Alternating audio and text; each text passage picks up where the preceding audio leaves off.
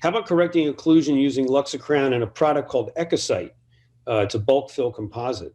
So here's a 4-unit LuxaCrown bridge, and the patient came in, and this is a copy of what they had. They came in with a complete lack of occlusion on that side. They had been missing those teeth for a while, little super eruption of the lower molar, and this is just what it looked like.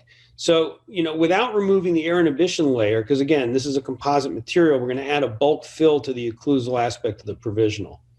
Prior to curing it, I use a celluloid strip, place it over the composite. It's a hybrid. Ecosite is a hybrid bulk fill composite, so you can put a lot of it on.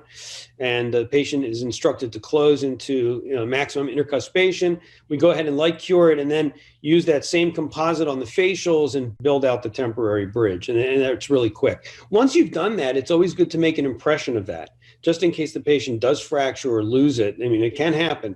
It doesn't happen in our practice, but it can happen to anybody. So it's good to just have a backup plan. So here's the before, and there's the after. You can see we have a nice, beautiful, beautiful copy of that provisional. Here's another case. This is our final case. A patient presented with a broken provisional bridge. Here's a stone model that was made of the patient intraorally.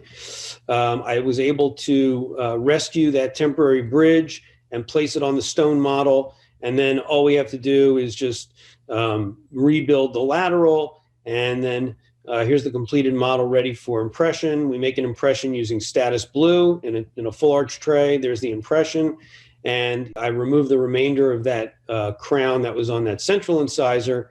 And we go ahead and just fabricate the provisional. And you can see with a little attention to detail, we can have this looking like his actual dentition. Yes, he's a smoker. And yes, this is an A35. And that's why A35s exist for patients with darkly stained teeth.